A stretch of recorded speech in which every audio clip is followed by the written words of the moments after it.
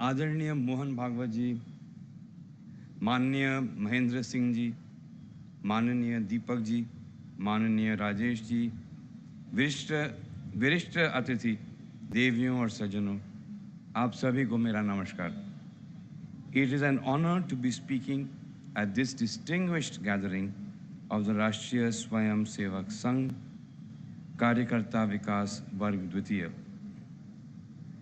मुझे कई अवसरों पर भागवत जी से मिलने और उनसे संवाद करने का सौभाग्य प्राप्त हुआ है और हर मुलाकात में उनकी सादगी, उनकी विनम्रता और राष्ट्र निर्माण के प्रति उनका अटूट समर्पण मुझे हमेशा प्रेरित करता है।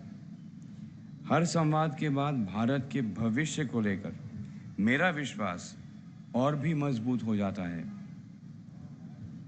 उनके विचारों में जो स्पष्टता है, उनके संकल्प में जो दृढ़ता है और देश सेवा के प्रति उनकी जो निष्ठा वास्तव में अद्भुत है।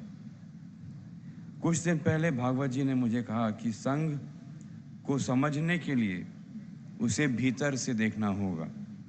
परहैप्स ये सच बात है, लेकिन बाहर से देखने पर भी दशकों की मेहनत से खड़े किए गए इस विशाल संगठन को देखकर कोई भी प्रभावित हुए बिना नहीं रह सकता। 83,000 शाखाएं, 60 लाख स्वयं सेवक, 1,77,000 सर्विस प्रोजेक्ट्स और न जाने कितनी संस्थाएं, all working towards a common purpose. किसी भी समाज में यह बहुत ही अभूतपूर्व है।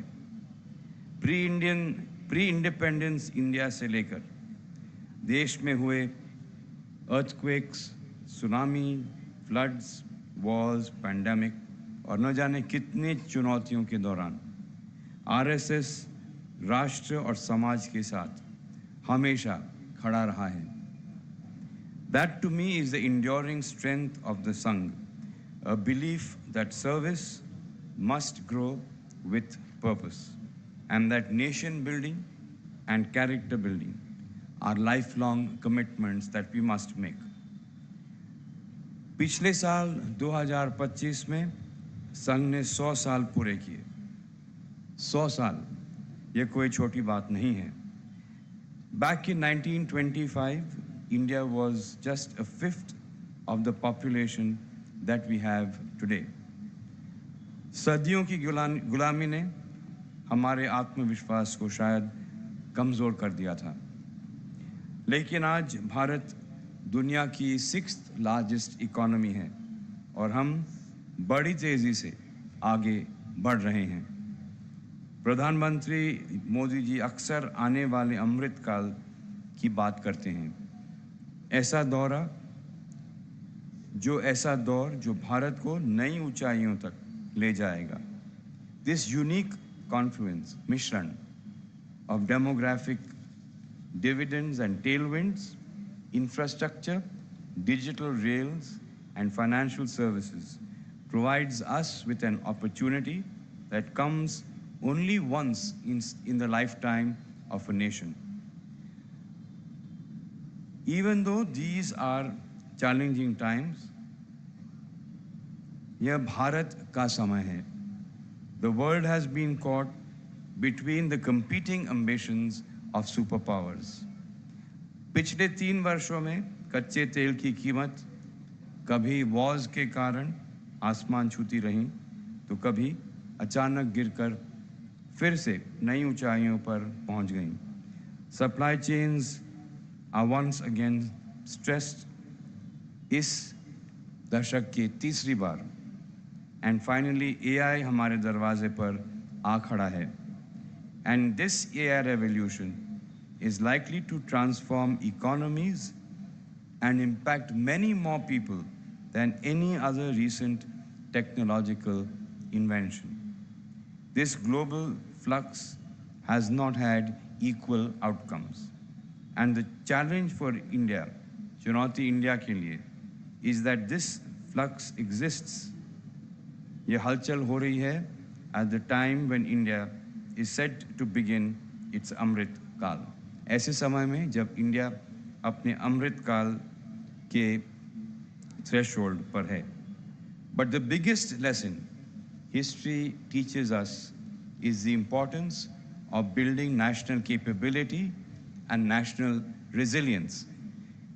कई लोगों को शायद मालूम नहीं होगा, पर आदित्य बिरला ग्रुप की फ्लैगशिप कंपनी ग्रासिम का इनकॉर्पोरेशन हमारी आज़ादी के सिर्फ 10 दिन बाद हुआ था. It was born at a moment when a young nation was confronting immense uncertainty and scarcity, and yet brimming with hope and ambition. मेरे परदादा जी जी.डी. बिरला जी, उन्होंने देखा जिस तरह से पार्टीशन में डिस्ट्रप्शन आया. जब बंटवारा हुआ तो कपास यानी कॉटन के खेत पाकिस्तान में रह गए और इंडिया की टेक्सटाइल इंडस्ट्री के लिए ये बहुत बड़ा चैलेंज हुआ. Rather than accept dependence as destiny, इस स्थिति को एक्सेप्ट करने के बजाय he saw an opportunity to build capability. उन्होंने सोचा कि हमें कैपेबिलिटी बनानी ज़रूरी है. उन्होंने कपास की जगह मैन मेड फाइबर्स का उत्पादन शुरू किया. एक नए देश की नई सोच. आज उस निर्णय से 80 साल बाद ग्रासिम ग्लोबल लीडर है बिल्डिंग मटेरियल्स में, केमिकल्स और फाइबर्स में, serving millions of customers and contributing to India's industrial strength.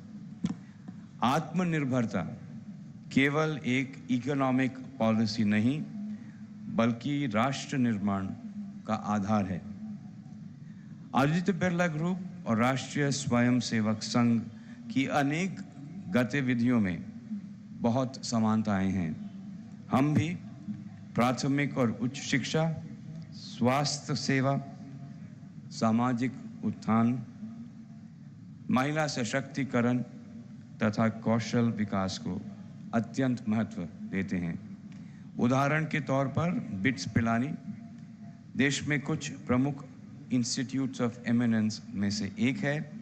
हर वर्ष लगभग 4000 छात्र छात्राएं यहाँ से ग्रेजुएट होकर निकलते हैं और राष्ट्र के विकास में महत्वपूर्ण योगदान देते हैं. साथ ही देश के विभिन्न प्रांतों में 65 स्कूल भी हमारे सामाजिक कार्यक्रम का हिस्सा हैं, जिनमें करीब 60,000 छात्र क्वालिटी एजुकेशन ग्रहण करते हैं. हमारे स्कूलों में भी व्यक्तित्व विकास पर ज़्यादा ध्यान दिया जाता है. Self-reliance, after all, is about capability. It is about having the confidence to build what a nation needs, the patience to invest for the long term, and the resilience to adapt as the world changes around us. उद्योग से देश बन सकता है, बढ़ सकता है. मुझे आज भी याद है मेरी दादी अक्सर मुझे कहती थी, I want you to be an asset to the nation. My understanding of nation building, मेरी nation building के लिए की तरफ जो समझ है, has been shaped in large measure by lived experience. It comes partly from observing the actions and choices of previous generations of my family, who believed deeply that corporations should serve a larger national purpose. कंपनियों को एक larger national जो एक ध्येय है उसके साथ जुड़ना जरूरी है. And it comes from the privilege of working in and learning from a diverse range of businesses and sectors over the years. These experiences have reinforced a simple conviction that the building of enduring institutions like the RSS and the building of a nation are often more closely intertwined than we realize.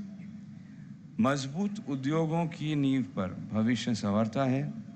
Bharat का हर नया निर्माण राष्ट्र को आगे बढ़ाता है. Among the many sectors I have had the opportunity to work in, two in particular, cement and financial services, offer a useful lens through which one could illustrate this idea. They remind us that nations are built through the patient creation of capabilities, physical, financial, and digital. And they show how business, when pursued with purpose and a long-term perspective, can become a powerful force for good. Let me start with cement. आपको यह जानकर शायद हैरानी होगी कि पानी के बाद दुनिया में सबसे ज़्यादा इस्तेमाल होने वाली चीज़ सीमेंट है. That itself, ये स्टेटिस्टिक बताता है हमें क्या महत्वपूर्ण चीज़ है सीमेंट. समाज को जोड़ने वाली हर सड़क, एक परिवार को आसरा देने वाला हर घर, भविष्य को संवारने वाला हर विद्यालय और रोजगार देने वाला हर कारखाना, इन सब की नींव में सीमेंट की मजबूती समाई हुई है. India today is the world's second largest producer of cement, with annual production of nearly 500 million tons. In the past decade, पिछले दशक में, has been particularly transformative. India's highway network has expanded by nearly 60%.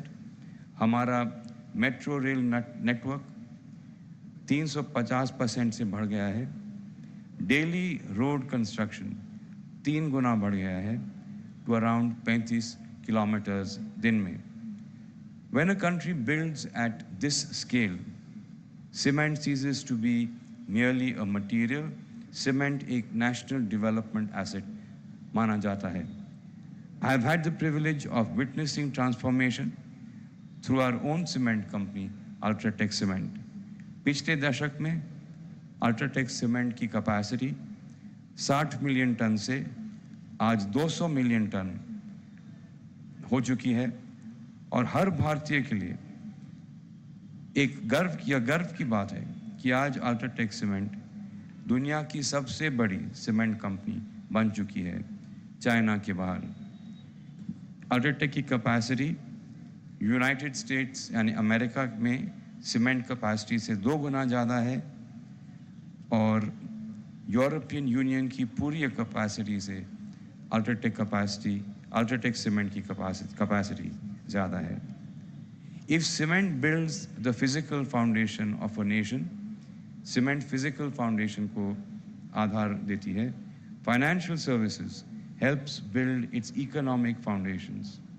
किसी का कारोबार शुरू करने का सपना हो, किसी का अपना घर बनाने का अरमान हो या किसी बच्चे के बेहतर भविष्य की आशा हो, it all depends on access to capital and financial security. आप कैपिटल को कितनी तरह से किस हद तक एक्सेस कर पाते हैं वो बहुत ज़रूरी है. Over the last decade, India has witnessed one of the most significant financial transformations anywhere in the world. Through a combination of visionary public policy, regulatory reforms, and digital public infrastructure, access to financial services has expanded at an unprecedented scale.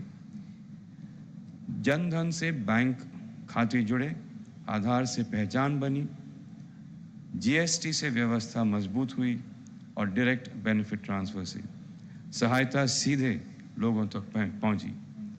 इन योजनाओं ने मिलकर वित्तीय सेवाओं को आम आदमी, आम नागरिक के दरवाजे तक पहुंचा दिया है. And as formal credit penetration expanded and entrepreneurship flourished, हमारी एक फाइनेंशियल सर्विसेज बिजनेस है जिसका नाम है आदित्य बिरला कैपिटल. इसकी जो लेंडिंग कैपेसिटी है, जो ये लोन देती है, वो बहुत गुना बढ़ गई है. The combined NBFC and housing finance book, जो लोन्स देती हैं एनबीएफसी और फाइनेंस कंपनियां हमारी, वो बढ़कर 25,000 करोड़ से जो एक दशक पहले थी, आज 2 लाख करोड़ से भी ज़्यादा हैं. ज़्यादातर एसएमईज़ और रिटेल यानी इंडिविजुअल्स को ये लोन देती हैं नए कारोबार शुरू करने के हेतु से. To me, however, the larger story is about the democratization of opportunity and another sector that has helped democratize opportunity and access is connectivity. Finance builds opportunity, telecom builds inclusion, cement builds infrastructure, and together they demonstrate how businesses operating across various different sectors can contribute to nation building. Industry, nation, एक देश को बनाने में industry का क्या role हो सकता है, उसके बारे में सोचना हमारे ज़रूरी है। विकसित भारत का सपना बड़ा है और उसे साकार करने में बड़े उद्योगों की भूमिका उतनी ही बड़ी है। Big businesses must continue to see MSCs as complementary partners, and collectively we should aspire to create at least 100 national champions who are globally competitive, globally recognized, and who lead their respective sectors. And so my appeal to the young people of Bharat is simple. Embrace entrepreneurship. ये हमारा भारत है. Build in India. Build for India. Build in India. India में बनाइए. Build for India. India के लिए बनाइए. Build for the world. India में रहकर पूरे दुनिया के लिए बनाइए. India possesses one of the world's oldest entrepreneurial traditions, one of its youngest populations, and one of its most dynamic markets. The opportunity before this generation are unprecedented. इस generation के सामने जो opportunities हैं वो आज से पहले कभी नहीं थी. यह युग भारत का युग है. There has never been a better time to be a young Indian in India, and there has certainly never been a better time to build in India. आज से पहले कभी ऐसा समय नहीं था, इससे बेहतर समय नहीं था कि आप यंग हो, जवान हो और इंडिया में हो. और आज से पहले कभी बेहतर समय पहले नहीं था जहां आप इंडिया में हो, यंग हो, जवान हो और इंडिया में कुछ बड़ा बना सकें, अपना उद्योग या एंटरप्राइज MSME बना सकें. Because every business that creates jobs, develops technologies, strengthens supply chains or serves society contributes to something much larger than itself. Ultimately, business building से nation building भी होती है. अमेरिका में एक फ्यूचरिस्ट हैं जिन्होंने कहा है कि पूरी दुनिया एक्सपीरियंस करेगी अगले 10 साल में 100 वर्ष जितना प्रोग्रेस. इसके बारे में सोचिए, 10 साल में जितना 100 साल में प्रोग्रेस हुआ है दुनिया में, उतनी प्रोग्रेस दुनिया देखेगी. Question before us is not whether the future will arrive. It already has. The question is whether we have the courage to build upon it, the imagination to shape it, and the determination to ensure that it serves the aspirations of 1.4 billion Indians. ये हमारे लिए, हर भारतीय के लिए एक बहुत बड़ा opportunity है, एक बहुत बड़ा मौका है जो हमारे जीवन में आज से पहले कभी शायद नहीं आया. I believe we will do it. मेरा मानना है कि भारत इस मौके का पूरा लाभ उठाएगी. Because India's greatest strength is its people. India के लोग, हर भारतीय इंडिया की सबसे बड़ी शक्ति हैं. And we must keep progressing and keep growing. हमको आगे बढ़ते रहना है, हमको grow करते रहना है. There is a Sanskrit saying that is like a life mantra for me. एक संस्कृत की saying है, एक बोल है जिसे मैं बहुत मानता हूँ. वो है चरैवेति चरैवेति, यानी चलते रहो, आगे बढ़ते रहो. So let our Amrit Kaal be defined by nation building. अमृतकाल जो है इसे हम भारत को बढ़ाने में, भारत का निर्माण आगे बढ़ाने में इसका हम उपयोग करें, guided by values, measured by the opportunities we create for future generations. आगे वाले पीढ़ियों के लिए हम कितनी अपॉर्चुनिटीज़ आगे बना पाते हैं, ये हमारे लिए एक बहुत महत्वपूर्ण कार्य है. After my visit today, I am even more convinced about the impact of RSS towards the nation building project. आज मुझे मौका मिला यहाँ दिन भर रहने का और मैंने देखा कि किन अलग अलग तरह की एक्टिविटीज़ आप लोग कर रहे हैं आरएसएस में. मुझे बहुत अच्छा लगा, बहुत गर्व महसूस हुआ और मुझे ये महसूस हुआ कि आरएसएस का रोल जो है वो भारत को बनाने में, आगे बढ़ाने में बहुत महत्वपूर्ण है. My congratulations to all of you. आप सबको मेरी बहुत बधाई for your selfless service to the nation. आप जो निष्काम भारत के प्रति काम कर रहे हैं उसको बढ़ाने में, हमारे देश को, इसके लिए आप सबको बहुत बहुत धन्यवाद और बधाई. धन्यवाद. जय हिंद.